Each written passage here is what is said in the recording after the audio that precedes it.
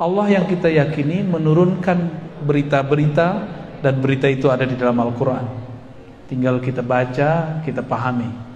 Masalahnya kemampuan memahami, ini yang masalah. Jadi sebenarnya Qurannya satu, Allahnya Esa satu. Yang banyak itu kepala orang yang baca Qurannya.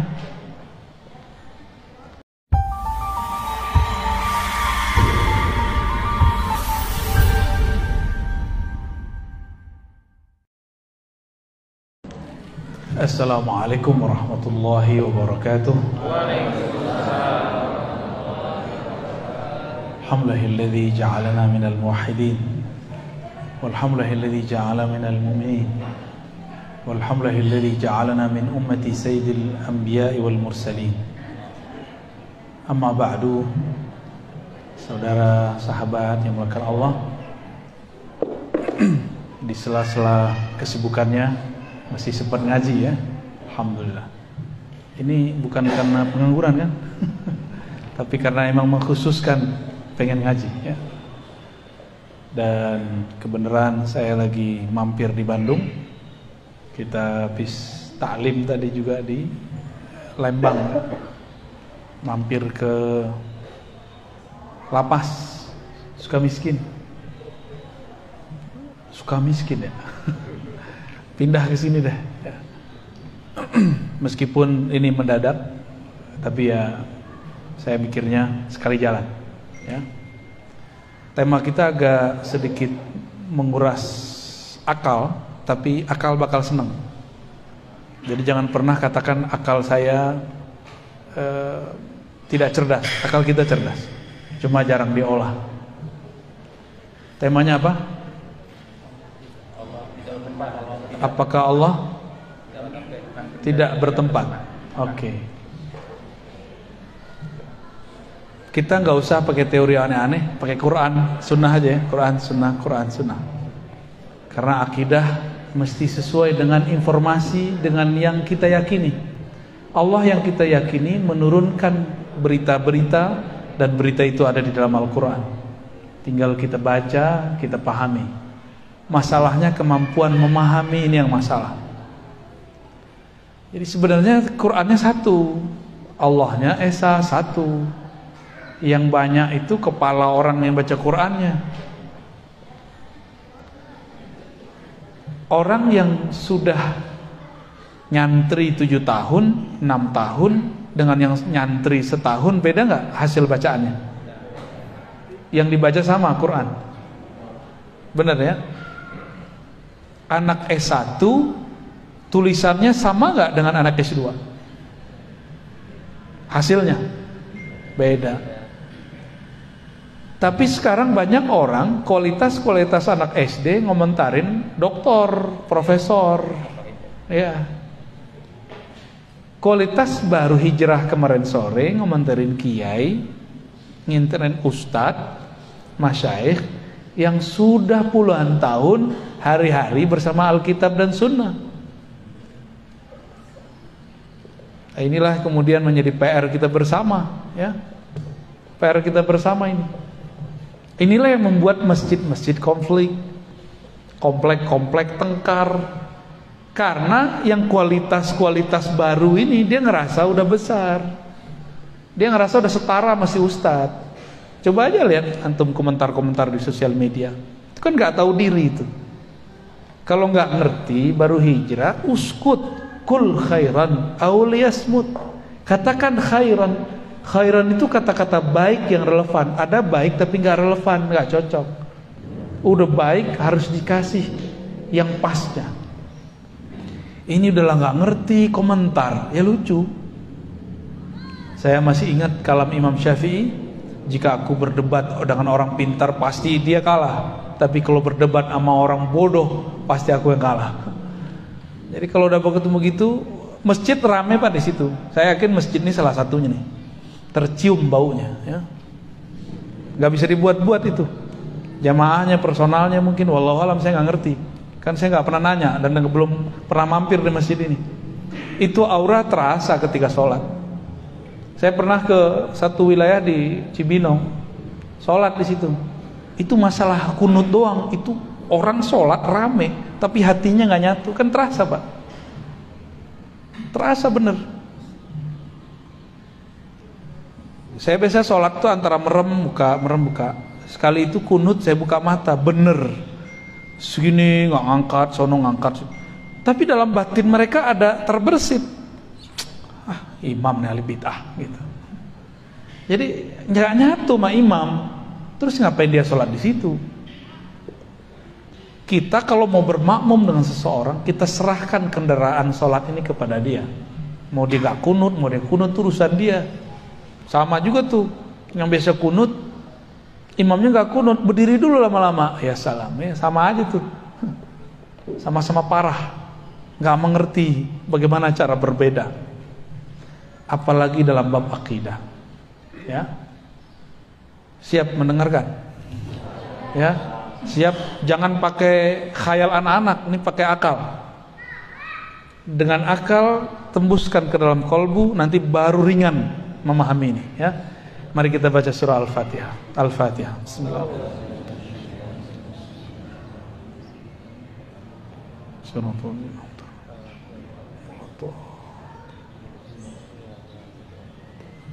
Semoga Allah buka hati pikiran kita berkah Al-Fatihah untuk memahami sifat-sifatnya. Siapakah dia, benarkah dia bertempat, atau bagaimanakah dia. Yang sering dijadikan dalil bahwa Allah bertempat itu ayatnya sama dengan dalil yang menunjukkan Allah tidak bertempat. Lucu gak? Kalam ulama yang dinukil untuk memahami ayat tersebut sama dengan orang yang pro dan kontra. Ketika ada ayat Ar-Rahmanu 'alal 'arsy istawa atau tsumma istawa 'alal 'arsy, Allah yang Maha Rahman bersemayam di atas aras, istawa. Kalam ulama yang digunakan sama untuk memahami ini. Yang paling ngerti ayat kita apa ulama? Ulama yang paling mengerti, ulama yang dekat ke masa Nabi atau ulama yang belakangan? Yang lebih dekat ke Nabi. Namanya salaf. Makanya nama salaf ini seksi. Paham maksudnya? Menarik untuk digunakan. Kita lihat imam salafnya ngomong apa ya. Lalu kita orang-orang khalaf, orang belakangan pun ternyata berebut kalam dari kalam ulama salaf. Karena ada klaim legitimasi dari Rasulullah. Rasulullah mengatakan khairul qurun qarni, hadis Bukhari. Sebaik-baik abadku, lalu tsummal ladzina yalunahum, tsummal ladzina yalunahum. Lalu setelahnya. Berarti 3 kali kurun. 300 tahun, 3 abad. Yang paling sering diungkap itu 2 imam. Pertama Imam Malik, yang kedua Imam Syafi'i. Coba kita lihat ya. Nanti antum akan ketawa-ketawa sendiri atau dalam hati, oh begitu toh. Berarti selama ini kalam imam ini dipelintir gitu. Kata Imam Malik, ketika ada seseorang ngetes, kaifal istiwa, bagaimanakah istiwa? Dalam satu riwayat dia mengatakan al istiwa ma'lum. Istiwa itu dimaklumi maknanya, bahwa istiwa dalam bahasa Arab ada 15 makna. Itu maksudnya maklum. Kalau kita Arab maklum. Kalau dia maklum beneran, Arab beneran dia. Ya, Arab cemas. Terus wal kaif. Nah, ini satu riwayat ini yang jadi persoalan. Wal kaif majhul. Kaif, tata caranya tidak diketahui. Ini kalam berbahaya. Wal imanu bihi wajib. Percaya kepada istiwa wajib. Wassual anhu bid'ah. Mempertanyakannya bid'ah. Entene al bid'ah. Maka beliau mengatakan akhrijuhu. Sekarang keluarkan dia. Itu kali-kali umur Imam Malik ngusir orang. Gak pernah beliau ngusir orang. Karena beliau tidak mau ada ahli bid'ah duduk di majelisnya. Tapi bid'ah versi Imam Malik bukan bid'ah versi kita. Di kita cuma karena beda masalah fikih disebut bid'ah. Sahabat-sahabat yang karena Allah, persoalan fikih lebih luas dari akidah. Lebih leluasa, lebih santai, lebih banyak khilafiyahnya. Cuma karena beda yasinan gak yasinan udah gak mau bermajlis. Cuma karena beda kunun gak kunun udah gak mau bermajlis. Cuma beda Sayyidina sama Sayyidina udah gak mau bareng. Itu gagal fokus. Itu bukan bid'ah. Itu namanya khilafiyah. Apa beda khilafiyah? Diperdebatkan dalilnya. Dalilnya ada. Kalau bid'ah tidak ada dalilnya. Bisa bedain? Apa beda bid'ah dengan khilafiyah? Bid'ah tidak ada dalilnya. Kalau khilafiyah diperdebatkan dalilnya. Orang yasinan punya dalil nggak? Orang anti yasinan punya dalil juga. Tuh, diperdebatkan, berarti ini belum tentu bid'ah. Oke? Sentuh lawan jenis batal. Adakah imam-imam yang 4 ini membid'ahkan gurunya? Kata Imam Syafi'i, ada nggak pernah Imam Syafi'i bilang guruku Malik ahli bid'ah? Masa sentuhan lawan jenis nggak batal kecuali nafsu? Nggak ada kan? Nggak pernah ada. Coba contoh imam salafus soleh kalau berbeda. Mereka kalau berbeda saling maklum. Oh, kita beda dalil gitu. Kalau sekarang berbeda kenapa? Gimana kalau berbeda hari ini? Bentak-bentakan di masjid. Masjid ini kayaknya masih belum ada bentak-bentakan ya. Ya paling senggol-senggolan sih udah ya. Dimaklumi lah. Yang nyenggol-nyenggol biasanya orang nggak mengerti, baru awam. Wah, mendung ya. Makasih, ya. Jadi apa bid'ah? Sesuatu yang Imam Malik ngomong soal anhu, kamu mempertanyakan ini, itu bid'ah, nggak ada dalilnya. Ternyata sahabat Nabi nggak pernah ada yang nanya bagaimana istiwa. Nabi nggak pernah menjelaskan apa itu istiwa. Maka mempertanyakan itu bid'ah. Ini lafaz pertama, tapi ini berbahaya. Tadi ada lafaz wasu'al awal kaif anhu majhul. Tata caranya tidak diketahui. Berarti ada dong. Kalau punya tata cara, berarti Allah ini masih belum sempurna karena masih butuh cara. Maka teks ini kita cek sumbernya di mana? Sumbernya dalam kitab Imam Al-Baihaqi. Judulnya Al-Asma was Sifat. Ada di kitab itu. Tapi dasar orang suka memperkosa teks. Giliran teks ini diambil, penjelasannya nggak diambil. Ini sering banget ini. Contoh lain, Imam Syafi'i mengkritisi tasawuf. Teksnya diambil, penjelasannya nggak diambil. Sering begitu. Imam Syafi'i menghukumi ahli kalam, tapi penjelasannya nggak diambil. Jadi mengkhianati kitab. Kalau orang bisa baca kitab kan tahu yang nukil ini pengkhianat. Pengkhianat Imam Syafi'i, pengkhianat Imam Malik. Ya. Imam Syafi'i nggak maksud begitu, dia arahkan begitu. Ternyata ada riwayat kedua. Imam Malik ditanya mengenai bid'ah, mengenai istiwa. Bagaimana Allah bersemayam itu gimana? Lalu beliau mengatakan al-istiwa ma'lum. Istiwa itu diketahui adanya. Wal kaif anhu marfu. Dan Allah maha suci dari kaif, bagaimana.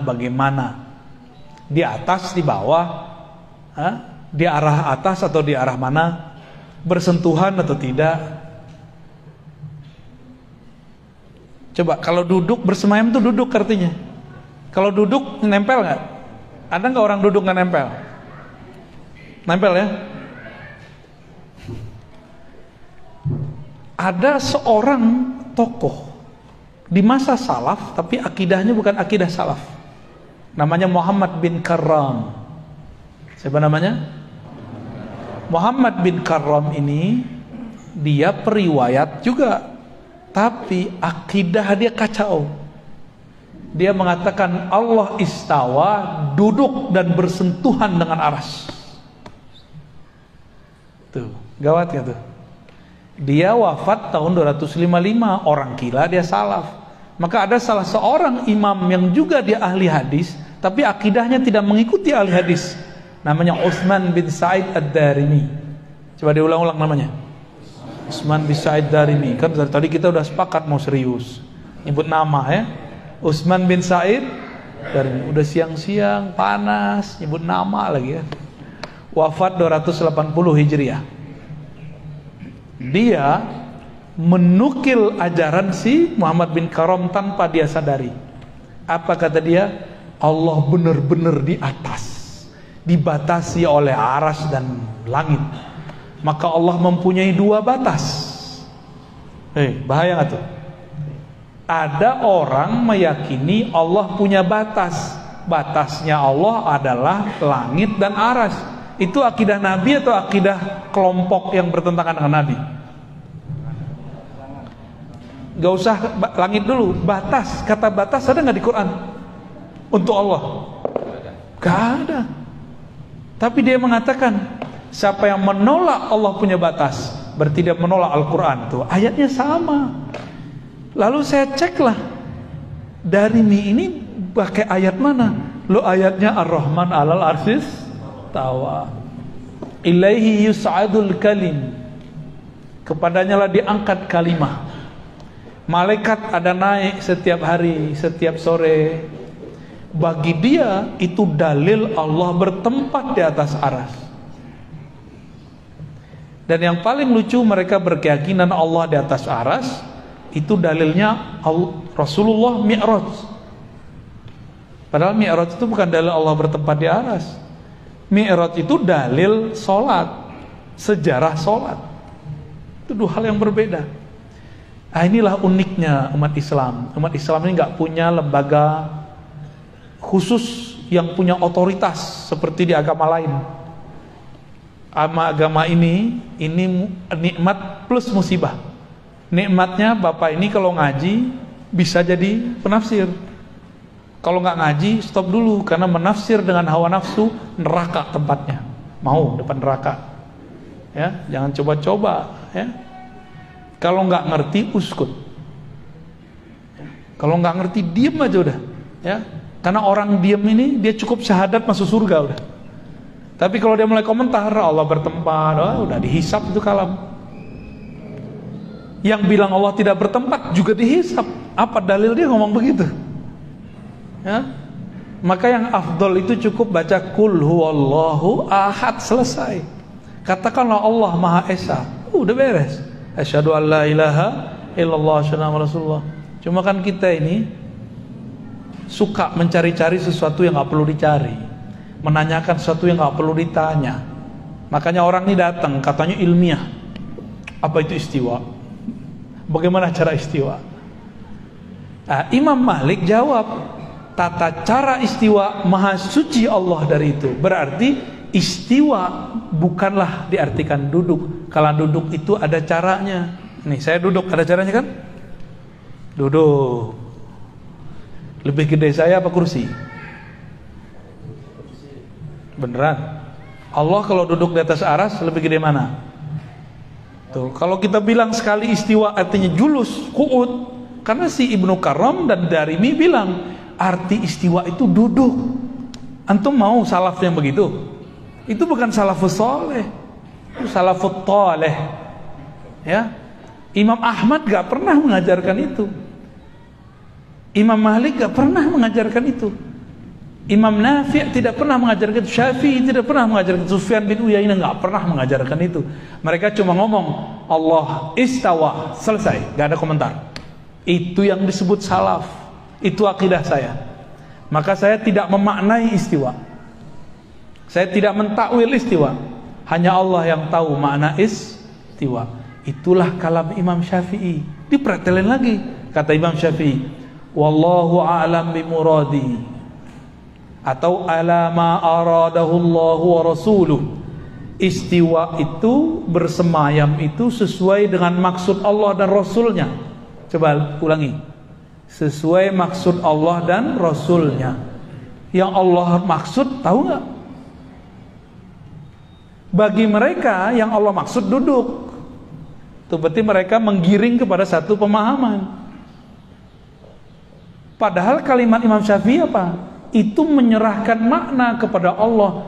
Maksud Imam Syafi'i, cukuplah Allah yang tahu, kamu nggak usah cari tahu. Tapi oleh mereka teks itu digiring, diperkosa, dipretelin. No, Imam Syafi'i meyakini Allah istawa, karena itulah maksud Allah dan Rasulnya. Dipretelin enak amat ya. Ada yang tahu maksudnya? Gak ada yang tahu. Oke. Titik dulu ya. Allahumma sholli ala sayyidina Muhammad. Udah mulai ngebul nih ya. Uban nambah nih abis ini nih. Oke, kita stop dulu itu. Saya sekarang mundur ke kajian dasar. Ini dasar. Ini dasar kalau ngaji ilmu akidah. Kita kalau belajar sifat Allah, sifat pertama apa? Wujud. Bener? Apa arti wujud? Ada. Kita ada nggak? Ini ada. Kursi. Udara ada? Bisa lihat udara nggak? Ruhnya ada nggak? Ada cinta nggak di hati? Kelihatan nggak? Ada benci nggak dalam pikiran? Ada. Suka benci sih ya. Kelihatan nggak? Kalau lagi sedih nangis, bener. Ini teteh-teteh, mbak-mbak, ibu-ibu, kalau akad nikah nangis nggak? Sedih atau bahagia? Sedih apa bahagia? Sedih ya? Masa sedih orang nikah? Bahagia ya? Kecuali cerita dangdut ya, cerita balada cinta. Bener, orang bahagia bisa nangis, orang sedih nangis. Terus air mata itu tanda apa? Berarti air mata bukanlah tanda sedih dan tanda bahagia. Air mata itu tanda kolbu sedang tersentuh. Mau sentuhannya kebencian ataupun kesedihan ataupun kebahagiaan. Kolbu merasakan, mata menerjemahkan. Nggak kelihatan. Rasa, makan satu rasa, kelihatan nggak rasa? Tapi dia ada. Bener. Beneran. Jangan-jangan kita selama ini ngawang lagi. Makan tuh nggak jelas rasanya apa. Oke, ini muqaddimah. Warna, ini warna apa nih? Baju saya apa? Kopiah saya? Tapi hitamnya beda nggak? Oke. Coba sekarang bayangkan hitam, tapi tidak pada topi, tidak pada kopiah, tidak pada tembok, tidak pada baju, tidak di satu benda. Bisa nggak? Hitam, warna hitam tanpa ada di suatu benda. Bisa nggak? Berarti warna mesti nempel di satu benda. Ada warna itu? Wah, tambah ngebul. Biarlah ya, otak kita terlalu besar untuk dianggurin. Jangan dianggurin nih otak. Ini otak masih banyak yang mau dibuka sama dia. Nih saya coba panas-panasin sekarang. Ntar kecanduan. Pegel-pegel sih awalnya, awal kita push up kan pegel dulu. Tapi besok kalau nggak push up, lebih pegel lagi. Mending push up sekalian. Begitulah ngaji ilmu yang berat. Awalnya pegel di otak, lama-lama kecanduan. Kalau ada orang ngaji yang di bawah dosis itu, kita nggak level gitu. Cobain aja. Saya ada, antum ada, Allah ada, warna ada, udara ada, cinta ada, semuanya ada. Lalu apa beda ada ini dan adanya Allah? Nah, maka dulu kita kasih contoh yang lebih gampang. Ayam dan telur, masih ingat gak? Kayaknya udah lupa ya. Itu pengajian awal-awal dulu tuh. Ayam, telur, duluan mana wujudnya? Ayam. Karena kelihatan ayam ngeluarin telur. Bener Pak? Pernah ngeliat gak telur ngeluarin ayam? Ya, dulu waktu saya masih kecil saya punya ternak ayam tuh. Itu dari telur keluar ayam. Tuh beda mazhab kita. Jadi duluan mana? Ayam atau telur? Wujudnya telur. Ya salam. Terus yang ngelihat ayam mengeluarkan telur gimana nasibnya? Oke, ini kan ayat-ayat Allah semua. Jadi ayat itu yang tertulis, kita lihat keluar, oh ada yang tidak tertulis, tapi dia mengalir di alam dan dia bergerak, berputar terus. Seperti kita khataman Quran kan muter-puter terus. Si telur protes, gua duluan, itu ayam keluar dari gua tuh. Kata si ayam, kamu kan keluar dariku. Ini namanya muter-muter, ya, disebut debat kusir. Bahasa Arabnya daurun. Daur, muter aja. Kalau perdebatan tadi tidak dibedah dengan ilmu ini, maka orang akan muter terus. Yaudah suka-suka saya, sukamu suka-suka kamu. Gak bisa begitu, harus dilerai ini orang tengkar. Masalah Allah, masalah wujud, ya. Allah wujud, benar. Kita wujud, ini namanya wujud apa? Benda. Bahasa Arabnya jisim, jasmani. Jasmani bahasa Indonesia itu benda begini. Tapi dalam bahasa Arab jisim semua benda, baik benda kasar, halus ataupun molekul-molekulnya tidak bisa dilihat oleh mata. Maka dalam bahasa Arab wujud dibagi dua. Ada wujud Allah, ada wujud selain Allah. Oke? Ingat-ingat ya. Ingat-ingat. Kalau nggak antar nggak naik kelas. Wujud selain Allah itu dibagi dua lagi. Ada wujud benda kasar, ada wujud benda halus. Ada yang nambahin satu lagi, namanya wujud sifat, wujud karakter. Warna, penyakit, cinta, benci, senang, susah, itu namanya karakter, sifat.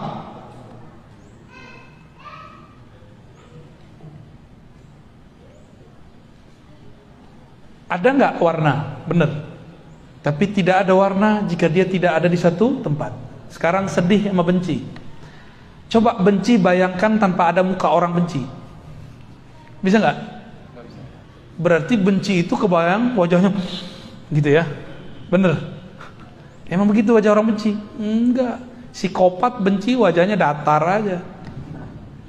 Orang munafik taat, zahirnya batinnya tidak. Jadi jangan terpengaruh oleh zahir. Benda ini baik benda kasar, benda halus. Benda kasar nih, udara, cahaya, ini benda halus. Benda punya karakter wajib, yaitu bertempat. Nah, coba diingat-ingat. Benda pasti ini kalau ada whiteboard enak nih Pak. Kita panah-panahin. Wujud benda bertempat. Allah benda bukan? Bukan. Wujud Allah bukan benda. Maka wujud Allah tidak Nah, gitu rumusannya. Dalilnya mana dari Quran? Laisa kamitslihi syai'un. Surat Asy-Syura ayat 11. Apalagi dalilnya? Allahus Samad. Bahkan dalilnya Ahad. Ahad itu masuk di sana. Sebelum ada arsy, Allah ngapain? Nganggur. Katanya Allah mesti bertempat. Terus di mana Allah? Kan repot dah. Ya. Ada dalilnya. Cuma mereka dhaifkan pada hadis sahih. Ya. Saya ulang lagi, setiap benda mesti bertempat. Maka udara ini benda dalam ilmu bahasa Arab. Dia butuh ruang, waktu. Butuh ruang dan waktu.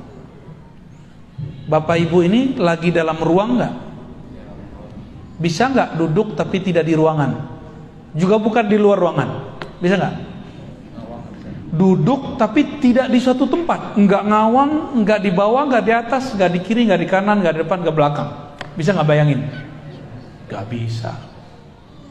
Berarti mustahil ada benda tidak bertempat. Sudah, oke. Mustahil ada benda tidak bertempat. Maksudnya gimana? Jangan kebalik-balik.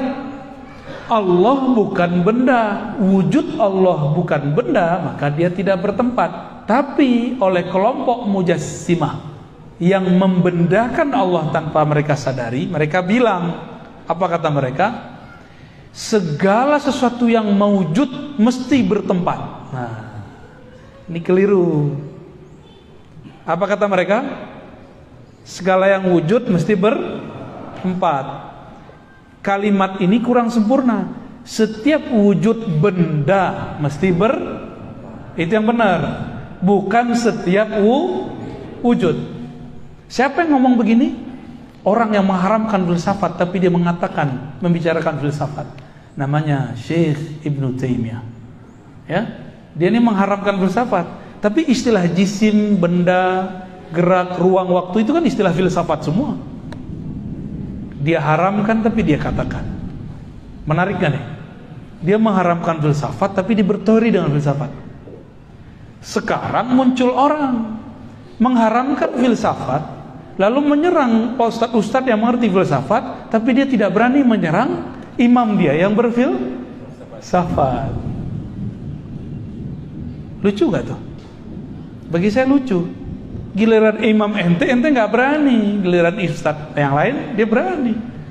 Berarti pisaunya mata dua, ya, satu tumpul, satu tajam.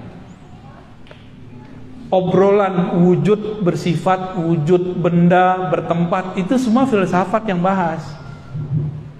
Dipinjam oleh orang ahli akidah. Karena jamaah sudah mulai diracunin bahwa Allah bertempat di satu arah atas. Maka harus kita kembalikan ilmu arah, ilmu tempat kepada pakarnya. Tuh udah mulai nggak fokus nih ya. Oke, kita tarik lagi. Di mana kesalahan orang meyakini Allah bertempat? Kesalahannya pada filsafat materialis yang mereka anut. Jadi kelompok yang meyakini Allah berada di satu arah, dia terjebak dalam satu aliran filsafat yang selama ini mereka haramkan. Nama filsafatnya falsafah madiyah. Apa artinya? Filsafat materialisme. Bahwa segala sesuatu mesti berkarakter seperti karakter benda. Benda mesti bertempat. Allah itu ada, maka Allah ada mesti bertempat. Gitu menurut mereka. Jadi ada seorang mereka ngobrol sama saya, debat saya. Kalau Anda meyakini Tuhan tidak bertempat, berarti Anda meyakini Tuhan tidak ada. Dia ngomong gitu sama saya. Oh, berarti anak-anak gak lolos nih, logikanya, mantiknya gak lolos. Karena mengharamkan ilmu mantik. Jadi mereka ini mengharamkan ilmu mantik, ilmu logika, dan ilmu falsafah, tapi menggunakannya serampangan. Jika Anda tidak percaya Allah berada di satu tempat, itu filsafat gak tuh? Filsafat materialisme. Berarti Anda meyakini Allah tidak ada. Tuh, ini kan namanya silogisme. Silogisme namanya. Ya gimana? Pusing gak? Ini yang kami kerjain dari dulu. Saya gak pusing-pusing kok ya. Mungkin antum perlu terbiasa aja. Terlalu cepat ya? Kita pelanin lagi biar tambah panas kepalanya. Kembali ke ayam, kembali ke telur, biar seru. Yang benar gimana? Ayam bukan dari telur, telur bukan dari ayam. Wujud ayam dan telur diwujudkan oleh sesuatu sosok, bukan ayam, bukan telur. Itulah namanya pencipta ayam, pencipta telur. Wujudnya mesti satu, nggak boleh dua. Yang menciptakan telur dia juga yang menciptakan ayam. Kalau nggak perang ntar. Kata Tuhan telur, ini telur gue nih. Kata Tuhan ayam, ayam. Nggak mungkin, mesti Tuhannya sah. Masih ingat 2019 kita tengkar sama teman di grup cuma karena beda coblosan? Itu baru calon raja, calon penguasa. Bisa tengkar loh, bisa pecah loh umat ini. Gimana kira-kira kalau ada 2 presiden? Itu 2 presiden, ini baru calon udah pecah. Kalau ada 2 presiden, hancur negeri ini. Jika ada 2 Tuhan, la fasadata, begitu di Quran. Pasti bumi, alam semesta, langit ini hancur semua. Rebutan aras mereka ntar. Iya nggak? Rebutan aras ntar. Rebutan langit dan bumi. Gimana? Mulai ada titik terangnya. Bukan ayam, bukan telur. Berarti antum tadi itu kurang cerdas ya. Masih kejebak. Masih kejebak sama telur, ayam. Terus gimana yang bener? Bukan ayam, bukan telur. Ini enaknya kalau ada guru, diangkat kebuntuan akal kita, di luar ayam, di luar telur, kan enak. Coba antum dikasih PR 70 hari, nggak akan jawab itu. Ya, bisa pusing-pusing sendiri, bisa-bisa pulang jadi orang gini. Ya, mikirin Tuhan kok dipikirin. Ya, Allah nggak usah dipikirin, Allah itu dikenal. Kalau kenal cinta, kalau dicinta baru terasa. Orang-orang yang meyakini Allah bertempat, berada di suatu arah, mereka terjebak pada filsafat materialisme. Cuma mereka tega karena nggak mengerti apa yang mereka bicarakan. Kita yang dituduh berfilsafat. Mereka sekarang udah mulai berani mengatakan akidah Asy'ariyah sesat. Terang-terangan loh. Berarti kita yang belajar Allah wujud qidam baqo. Hei, selamat, Anda orang sesat. Pada belajar itu nggak waktu kecil? Belajar semua? Paling lupa-lupa dikit ya? Apa lupa banyak? Berarti semuanya sesat. Orang sesat.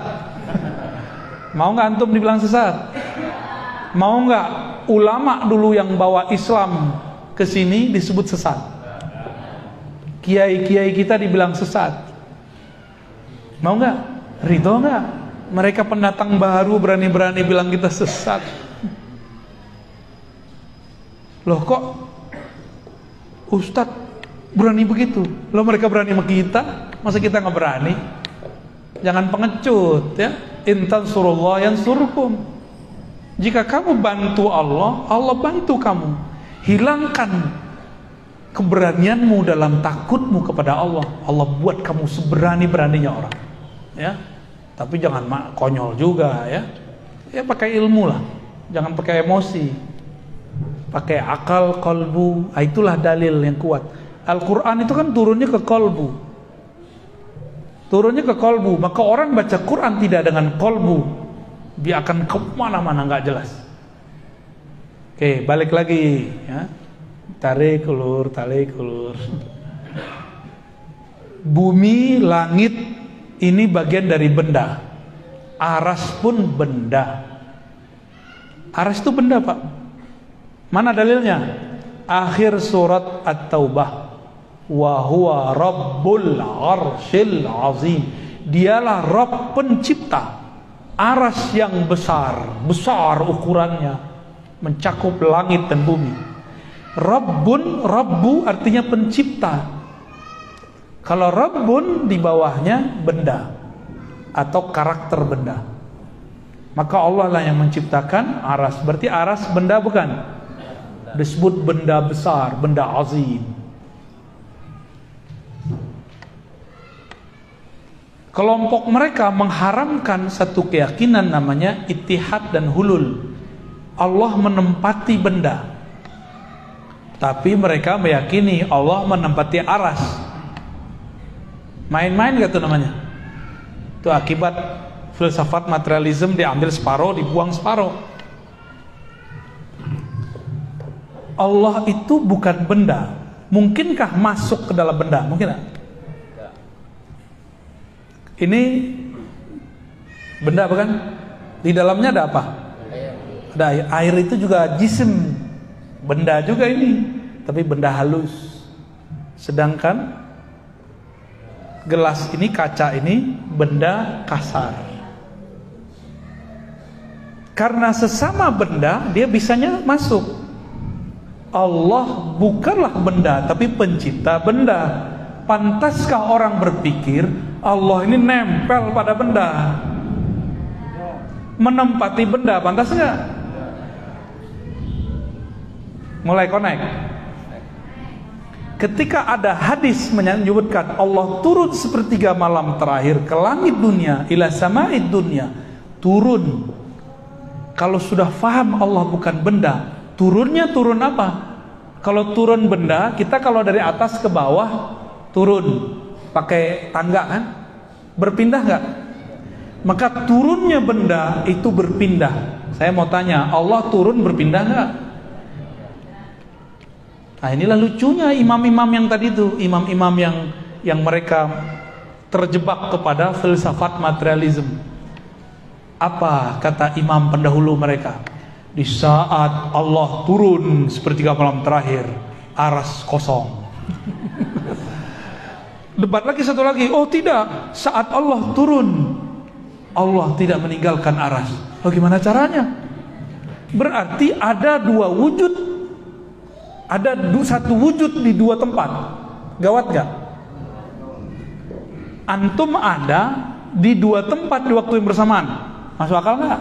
Afala taqilun. Apakah kamu tidak pakai akal yang sehat? Berdebat, dikira ini debat fikih kalian. Ini bukan bab fikih, nggak boleh khilafiyah di bab ini. Tapi mereka meletakkan perkara akidah di bab fikih. Maka mereka sedang mempermainkan Allah Subhanahu wa taala dengan pemahaman yang rendah itu. Lalu datanglah imamnya belakangan, betul, menggabungkan dua pendapat itu, dan dia pakai pendapat yang kedua. Allah berpindah dari atas ke bawah, hakiki zatnya yang pindah. Tuh lebih parah lagi ada kalimat zatnya. Zatnya Allah pindah dari aras ke langit dunia tanpa mengosongkan aras. Ambigu nggak? Jadi ambigu. Ternyata mazhab dia filsafat ambiguism. Apa itu? Dia ngomong Allah itu bukan jisim, tapi Allah itu tidak disebut jisim, juga tidak disebut tidak jisim. Pusing nggak tuh? Anda ulangin. Allah bukanlah jisim, tapi juga bukan tidak jisim. Tuh maksudnya apa? Tidak jisim, tapi juga bukan tidak jisim. Maksudnya apa tuh? Berarti Allah ini sosok yang lain. Jadi ternyata ini imam namanya Ibnu Taimiyah mentok dia. Allah jisim. Kalau jisim pindah-pindah. Tapi kan kalau Allah pindah aras sama siapa? Kalau berpindah dia jisim kosong. Oh berarti Allah itu bukanlah jisim, tapi juga bukan tidak jisim. Digabunglah itu. Namanya jam'u bainal mutadaddain, menggabungkan dua hal yang kontradiksi. Itu adalah puncak kekacauan filsafat. Berarti dia berfilsafat gak? Itulah yang jadi akidah yang antum selama ini galaukan. Masih mau ikut akidah begitu? Akidah yang mengambil filsafat materialism tapi membatalkan materialism. Buat lagi jisim tapi bukan jisim, nggak disebut jisim tapi juga tidak disebut tidak jisim. Kacau itu ya. Itu kitabnya sendiri, nggak sanggup dibaca oleh pengikutnya. Judul kitabnya nanti antum cari ya kalau berani. Dar'u ta'arud bainal aqli wan naql. Menolak kontradiksi akal dan nakal. Apapun kata ayat, akal harus ikut akal-akalan dia. Jadi dia buat definisi akal sendiri, dia buat definisi dalil sendiri. Itu kitab kalau cetakan termurah 5 jilid. Ada teman saya punya 9 jilid. Kita ceklah pengikut dia sekarang, apa komentarnya terhadap kitab itu. Kata mereka, jangan baca kitab ini. Jadi mereka sendiri takut baca kitab itu. Takut blank, takut tambah kacau. Jadi teman-teman yang melakukan Allah, akidah yang meyakini Allah bertempat itu akidah filsafat. Tapi yang dituduh filsafat kan saya. Loh, saya mempelajari filsafat untuk mengetahui mana yang baik, mana yang buruk, supaya saya nggak salah ambil. Loh, ada orang mengharapkan filsafat tapi dia tidak tahu filsafat itu apa. Akhirnya banyaklah anak-anak mahasiswa yang baru hijrah Dia sehari-hari belajar filsafat, lalu diharamkan ustadz yang mengerti filsafat. Ada yang jurusan fisika nggak sini? Jurusan kimia, matematika? Ada yang dulu waktu sekolah belajar matematika? Tuh, belajar kimia? Belajar fisika? Bedakan, fisika murni, matematika murni itu filsafat. Terus antum mengharamkan, jangan-jangan gajinya dari situ kerjaannya, ya? Mikir-mikir dulu kalau mau mengharamkan sesuatu, jangan-jangan itu makanan kita harian, ya? Oh ini bukan filsafat, kamu yang nggak ngerti filsafat itu apa, ya? Jadi akidah yang meyakini Allah bertempat di suatu arah yang tinggi, dengan zatnya dia turun ke langit dunia, itu akidah yang tidak pernah diajarkan Rasulullah sallallahu alaihi wasallam. Cukup katakan dia istawa, jangan tambahkan maknanya. Cukup katakan nuzul, karena Allah bukan benda, maka turunnya bawah. Cukup katakan istawa, jangan katakan dengan zatnya. Istawa bermakna duduk. Jika Allah bukan benda, maka istawanya bukan duduk. Jadi kesimpulan kajian kita siang ini, cukup katakan Allah laisa kamitslihi syai'. Selesai. Kalau benda istawa duduk. Ada ayat wa jaa rabbuka wal malaku saffan saffa. Allah dan malaikat datang bersaf-saf. Datang berpindah enggak? Ini tadi antum datang dari rumah ke sini, berpindah tempat enggak? Sekarang ada kita enggak di rumah? Beneran? Waras. Kalau ada orang bilang, saya datang ke sini, tapi kamu kalau pulang pasti ada saya juga. Itu orang kita curigai enggak? Kecuali dalam bab karomat sufia, itu ada babnya, tapi itu bukan bab jisim. Itu bab cahaya. Cahaya mantul-mantul bisa kelihatan di mana-mana. Orangnya di sini, tapi dalam handphone kelihatan gitu. Itu bab karomat para wali. Mereka punya smartphone alam semesta, ya, punya proyektor alam semesta, maka bisa dilihat di mana-mana. Itulah Rasulullah. Orang ucapin salam, Nabi jawab dimanapun itu. Itulah proyektor Nur Muhammad Sallallahu Alaihi Wasallam. Jadi ngaji tasawuf deh ya. Ya, kita ngaji yang panas-panas aja dulu. Oke. Karena Allah bukan benda. Apapun sebutan di Quran mengenai karakter benda, datang, turun, bersemayam, semuanya kita katakan dia bukan benda kok. Berarti artinya tidak pemahaman seperti yang kamu bayangkan. Apapun yang kamu bayangkan, Allah tidak seperti itu. Karena dia bukanlah benda. Kalau nggak benda bisa dibayangkan nggak? Dalam ilmu neurologi, ilmu psikologi, otak ini nggak bisa berpikir atau memikirkan sesuatu yang tidak pernah dia lihat. Oke? Yang bisa dilihat oleh mata, bisa didengar oleh telinga, yang bisa difikirkan oleh otak, itu bendanya harus jelas. Kalau enggak, angkanya harus jelas, maknanya harus ada. Ini enggak ada. Maka janganlah membendakan Allah. Jadi saya hanya menghimbau kepada siapa yang sedang terjebak pada pemahaman Allah bertempat. Saya tidak benci Anda. Ana uhibbukum. Ana cinta antum. Makanya kita buat kajian begini. Coba bebaskan pikiranmu dari memikirkan Allah. Boleh nggak mikirin Allah? Aneh kasih tahu, antum membayangkan Allah bertempat saja, terbersit itu memikirkan Allah. Terbayang Allah di suatu arah, itu memikirkan Allah. Nggak boleh. Nggak boleh sama sekali. Ya, mau khusyuk nggak sholatnya? Jangan bayangin Allah di arah tinggi sono, di atas aras, kejauhan. Nabi ketika orang sholat, Nabi hilangin cara berpikir begitu. Nabi pakai bahasa kolbu. Kalau di kolbu beda dengan urusan akal. Kolbu merasakan kedetaan, keintiman dengan Allah. Kata Nabi, jika engkau sholat, maka rasakanlah Allah di depanmu. Bukan itu tempat, itu cuma rasa. Beda ya? Gimana? Udah pusing belum? Alhamdulillah. Kayaknya nggak mau ngaji lagi sama Anin. Barangkali itu ya. Ada tanya jawab? Ada. Next tanya jawabnya pakai kertas ya, biar cepet. Ya. Sehari ini ada. Kalau ada yang tanya langsung boleh. Foto, silakan diatur. Ya. Alhamdulillah pada Ustaz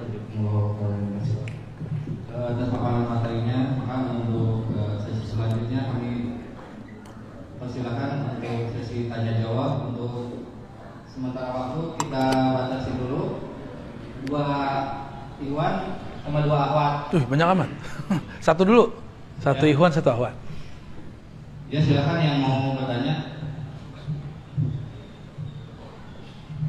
Itu ada satu. Ada. Silakan maju aja. Itu ada tuh.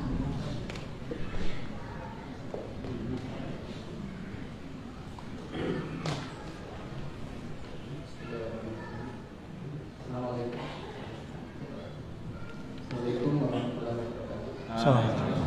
Naikin. Udah.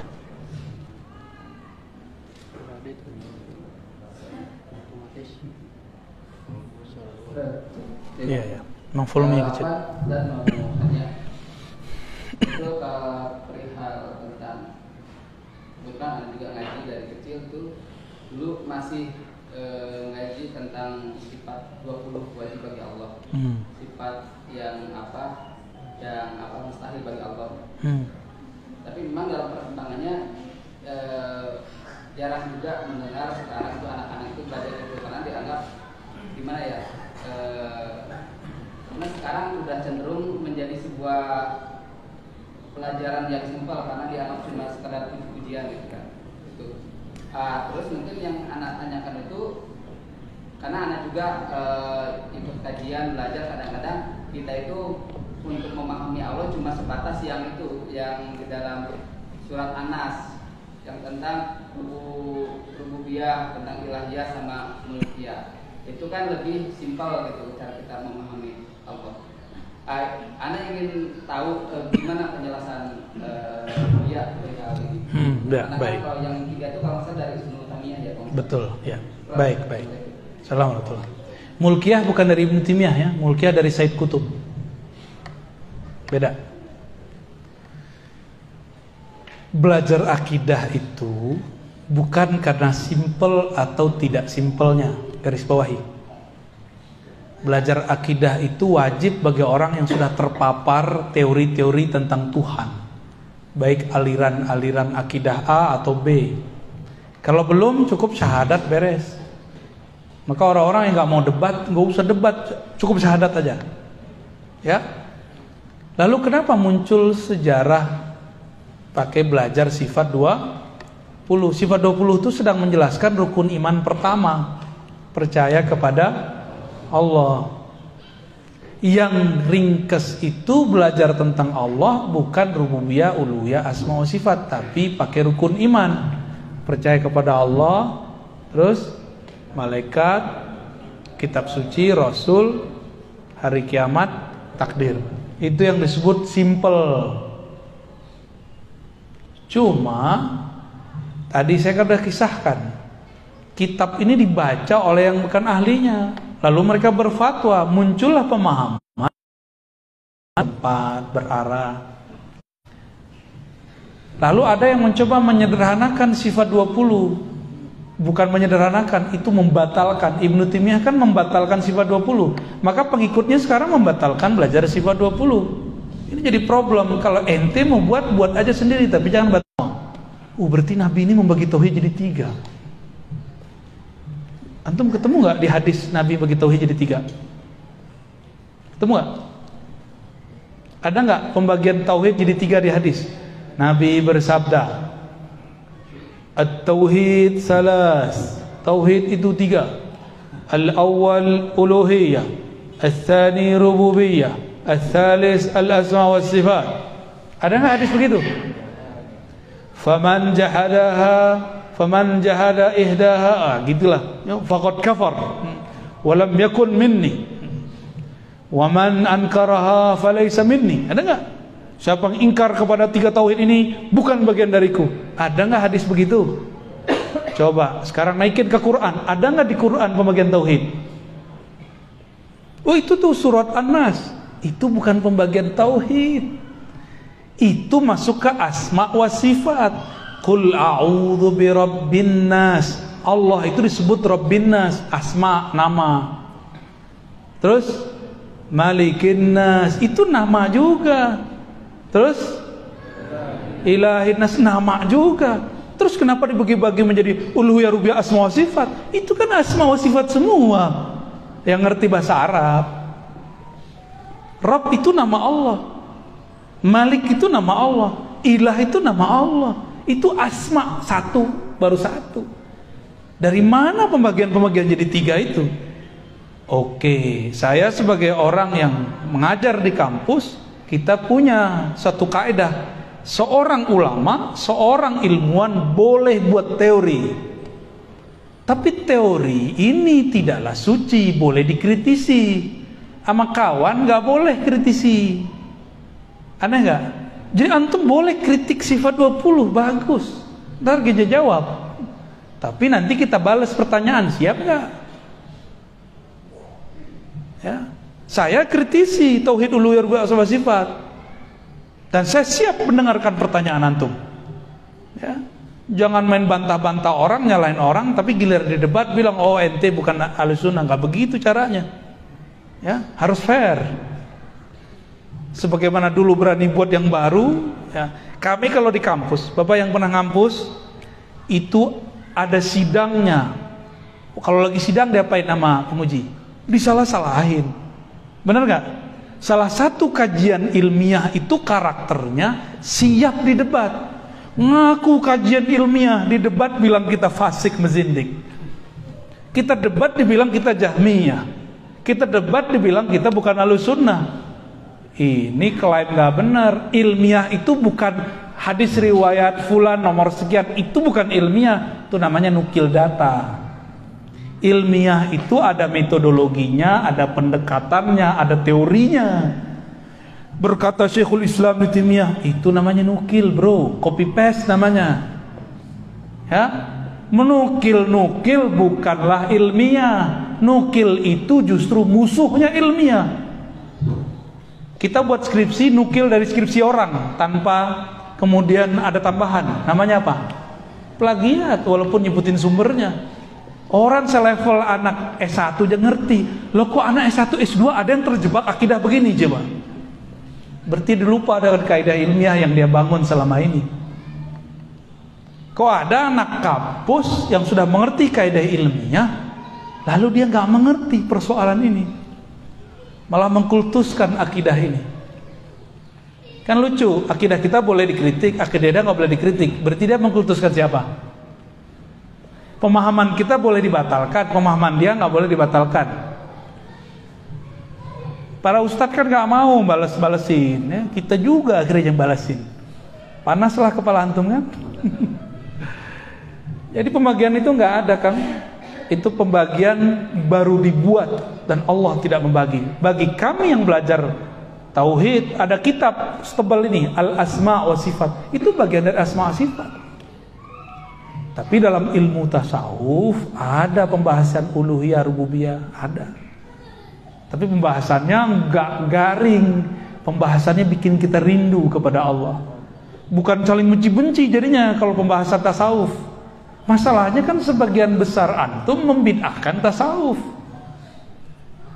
Yang paling lucu ada orang Muhammadiyah anti tasawuf, padahal imam dia Buya Hamka bertasawuf, tasawuf modern, benar nggak?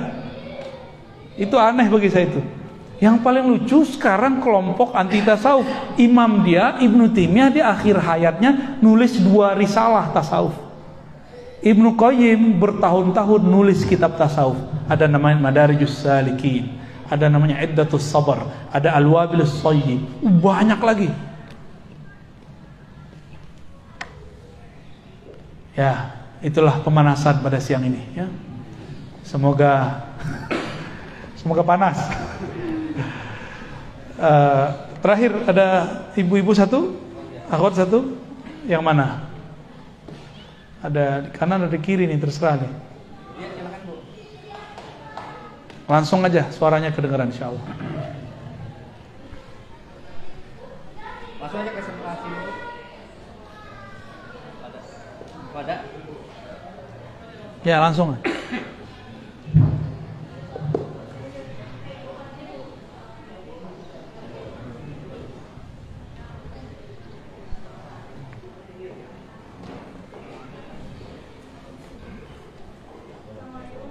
Assalamualaikum. Oke, di luar tema. Baik.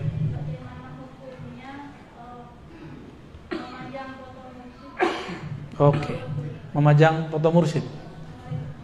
Jangankan foto mursyid, foto kekasih aja boleh. Baik. Tapi mungkin pertanyaannya, ada kelompok yang mengharamkan foto, cuma nonton YouTube. Mengharamkan foto pakai kamera, nonton video. Dia mengharamkan foto. Baru tadi pagi kita bahas, apa malam tadi? Dalam 1 detik video itu ada puluhan gambar yang bergerak,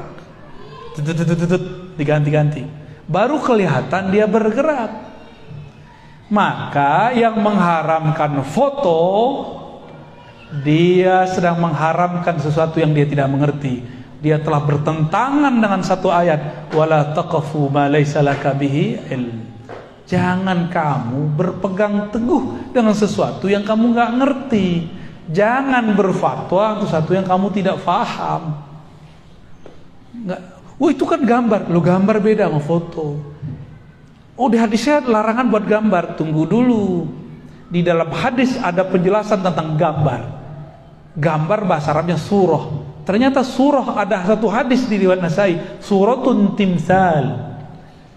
Surah timsal itu artinya patung yang disembah. Maka ulama kita yang mengerti dan bijak membolehkan untuk sarana pendidikan anak-anak buat gambar. Yang lucu itu ada fatwa, walaupun fatwa ulama terdahulu bagi saya lucu dan dipakai sekarang. Kalau gambar tumbuhan boleh, binatang nggak boleh. Kenapa? Tumbuhan nggak ada ruhnya. Lah emang tumbuhan nggak ada ruhnya?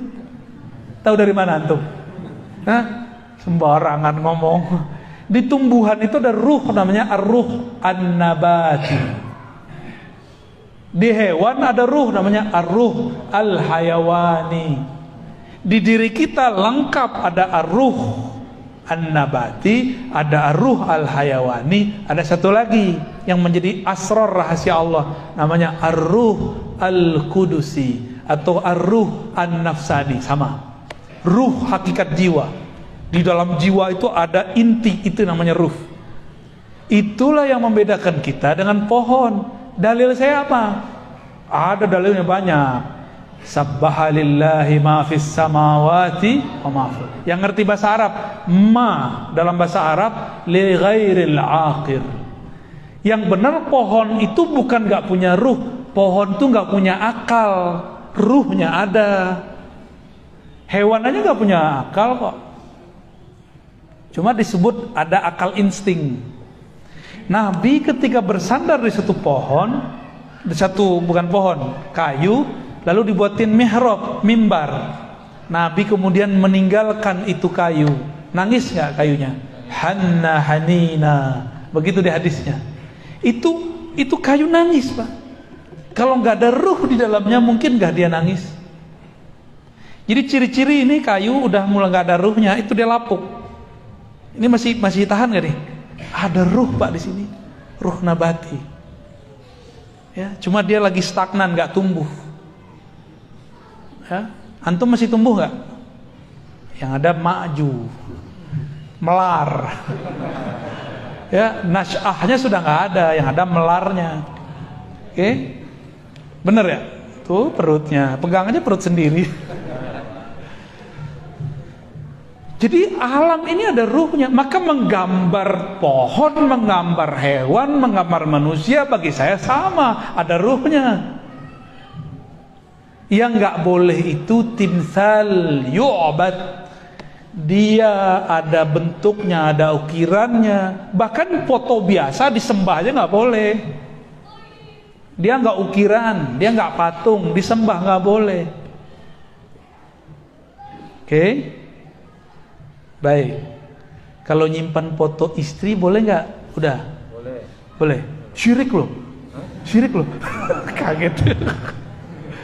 Itu punya foto akhwat nggak? Nggak ada.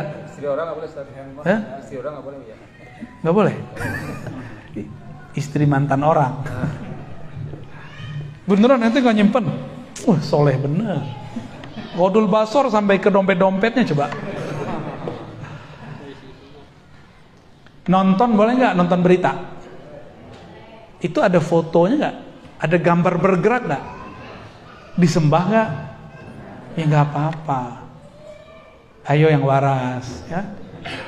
Ayo yang dalilnya mana? Afala ta'qilun.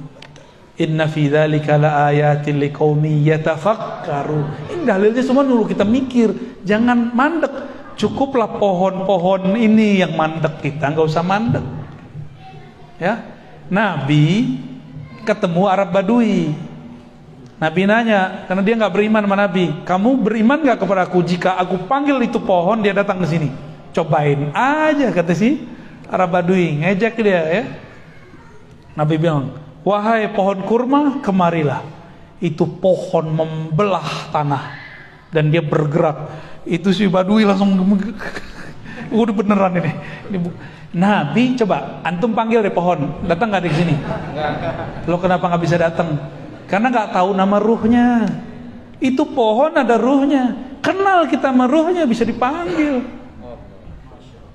Itulah mukjizat para nabi. Jika pada wali disebut karomah. Kemurahan Allah itu arti karomah. Karomah itu bukan kesaktian, kemurahan Allah. Kalau Allah nggak pemurah nggak dikasih yang begituan. Gimana? Ya? Terjawab.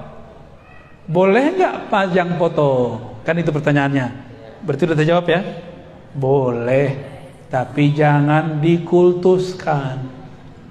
Ya. Ntar lakinya iri lagi ya.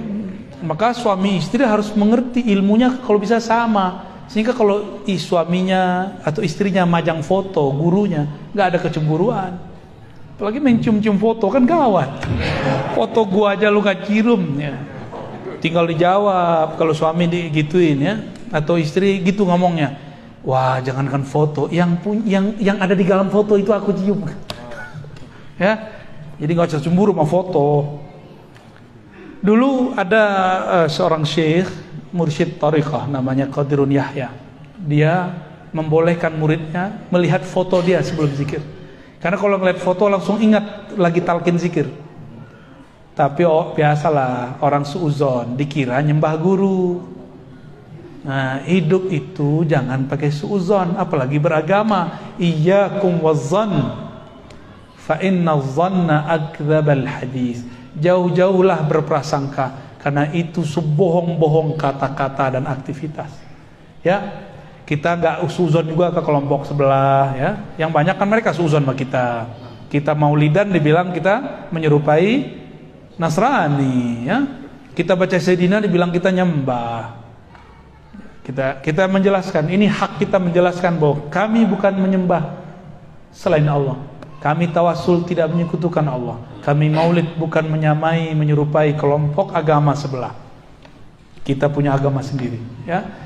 Sudah 1:30, habis ini saya mau jalan lagi ke Al-Maksum, Universitas Al-Maksum. Kita ada kajian di sana ya. Sekarang katanya sudah boleh ikut ya.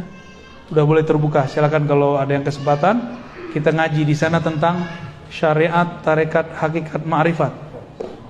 Kalau mau di sana ya. Teorinya. Prakteknya harus datang. Mahal itu, nggak bisa dibeli. Antum mau beli berapa juga nggak bisa. Kalian kesimpulan sama muhasabah aja. Baik, kesimpulan aja ya, nggak pakai muhasabah ya.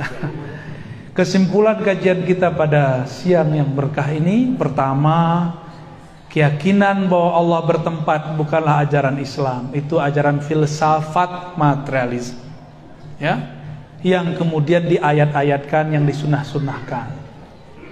Yang kedua, ajaran Ahlus Sunnah, ajaran yang dibawa Rasulullah, cukup katakan istawa, cukup katakan nuzul, cukup katakan semua yang antum mau katakan, tapi yakini Allah bukan benda. Maka hilanglah bayangan duduk, bayangan berpindah-pindah dari dalam diri kita.